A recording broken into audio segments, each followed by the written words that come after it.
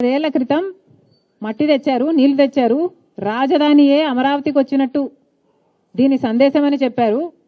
అంతేకాదు అమరావతి ప్రగతి కోసం భుజం భుజం కలిపి అంటే చెయ్యి కలిపి అమరావతి అభివృద్ధి కోసం పనిచేస్తాం మేము అని చెప్పుకొచ్చి ఆకాశం అంత ఎత్తైన రాజధానిని కడతాము అని చెప్పుకుంటూ వచ్చి ఢిల్లీని తలదన్నే రాజధానిని కడతాము అని మాటిచ్చి వెళ్లారు ప్రధానమంత్రి గారు.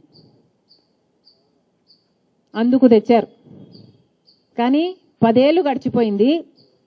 వెనక్కి తిరిగి చూసుకుంటే ఏం మిగిలింది? మట్టి. దేనికి తెచ్చారయ్యా? మా నోట్లో మట్టి కొట్టడానికి మట్టి తెచ్చారు, మా ఆశల మీద నీళ్లు జల్లడానికి నీళ్లు తెచ్చారు అని మనకి ఇప్పుడు అర్థమవుతుంది. 10 సంవత్సరాలు గడిచిపోయిందే. 10 సంవత్సరాలలో కనీసం రాజధానికి 10 సార్లైనా వచ్చారా? కనీసం 10 సార్లు తిరిగి చూసారా? కనీసం 10 సార్లైనా ఏం జరుగుతుంది అమరావతి గురించి అని ఆరా తీశారా? 10 సంవత్సరాలలో కనీసం 10 ప్రాజెక్టులైనా వచ్చాయా? 10 కేంద్ర సంస్థలైనా వచ్చాయా? 10 సంవత్సరాలలో కనీసం 10,000 కోట్లైనా ఇచ్చారా? పోనీ 5,000 కోట్లైనా ఇచ్చారా? ఏం చేశారు? 10 సంవత్సరాలుగా ఈ మాటలు చెప్పి శంకుస్థాపన చేసి అన్నీ మరచి ఆంధ్ర రాష్ట్రంలో ప్రజలను మోసం చేసి ఇప్పుడు మళ్ళీ ఏ ముఖం పెట్టుకొని వస్తున్నారు మోడీ గారు అని అడుగుతున్నా. 10 సంవత్సరాల క్రితం రాజధాని బాధ్యత అంతా అదే అన్నారు మోడీ గారు.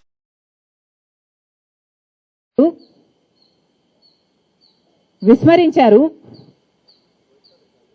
మన నోట్లో మట్టి కొట్టిపోయారు. ఇప్పుడు సున్నం కొట్టడానికి వస్తున్నారా?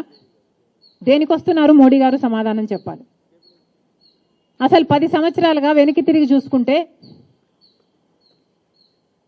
2014లో చంద్రబాబు గారు ముఖ్యమంత్రి అయ్యారు. అమరావతి రాజధాని అని ప్రకటించారు.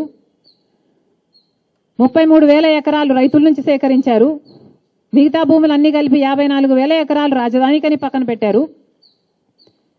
దాంట్లో చంద్రబాబు గారి మనుషులేమో రియల్ ఎస్టేట్ మాఫియా ఇష్టం వచ్చినట్టు యథేచ్ఛగా చేసుకున్నారు. చంద్రబాబు గారేమో 3D గ్రాఫిక్స్ చూపించారు. సింగపూర్ను చేస్తానన్నారు. ఆఖరికి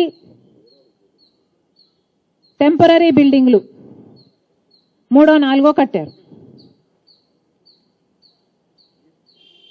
తీరా చూస్తే అమరావతికి మోడీ గారు మాటలు చెప్పి పోవడం తప్పితే ₹1 కూడా ఇవ్వలేదు. కాబట్టి చంద్రబాబు గారు తెగదంపులు చేసుకుంటున్నానని చెప్పారు. అసెంబ్లీ సాక్షిగా చంద్రబాబు గారు చెప్పిన మాట, మోడీ గారు మనల్ని మోసం చేశారు అని, మనకు ఏమీ మిగల్చకుండా వెళ్లారు అని. ఆఖరికి చంద్రబాబు గారు నేను ప్లాన్స్ పట్టుకొని వెళ్తే కనీసం ఇంట్రెస్ట్ కూడా చూపలేదు మోడీ గారు అన్నారు. బ్రిటిష్ వాళ్ళకి కేంద్రంలో ఉన్న బీజేపీ ప్రభుత్వానికి ఏమీ తేడా లేదు అని చెప్పారు చంద్రబాబు గారు అసెంబ్లీ సాక్షిగా. ఆ తర్వాత 2019లో జగన్మోహన్ రెడ్డి గారు ముఖ్యమంత్రి అయ్యారు. జగన్మోహన్ రెడ్డి గారు ముఖ్యమంత్రి అయినప్పటి నుంచి కూడా ఆయన రాజశేఖర రెడ్డి గారి కొడుకు కంటేగా కూడా మోడీ గారి దత్తపుత్రుడు అనిపించుకోవడంలోనే ఆయన టైం అంతా సరిపోయింది. రాజశేఖర రెడ్డి గారు ఏ బీజేపీ పార్టీకి అయితే అంత వ్యతిరేకంగా నిలబడ్డారో, మతతత్వ పార్టీ కాబట్టి, స్క్రూపుల్స్ లేని పార్టీ కాబట్టి అంతగా వ్యతిరేకించారో అదే మోడీతో, అదే బీజేపీ పార్టీతో అక్రమ పొత్తు పెట్టుకున్నాడు జగన్మోహన్ రెడ్డి గారు. అలాంటి జగన్మోహన్ రెడ్డి గారు రాజధాని గురించి ఒక్క రోజు కూడా పట్టించుకున్న పాపాన పోలేదు. రైతులంతా ఆందోళనలు దిగినా వాళ్ళని గాలికి వదిలేశారు.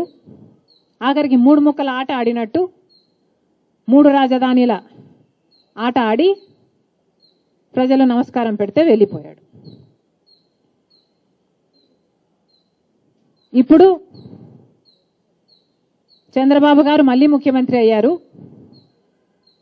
అప్పుడు రాత్రి పద్ద గోతిలోనే మళ్ళీ పగలు కూడా పడ్డానికి సిద్ధమైనట్టున్నారు. చెల్లి పెళ్లి చేయాలి మళ్ళీ మళ్ళీ అన్నట్టు రాజధానికి శంకుస్థాపన చేయాలి మళ్ళీ మళ్ళీ.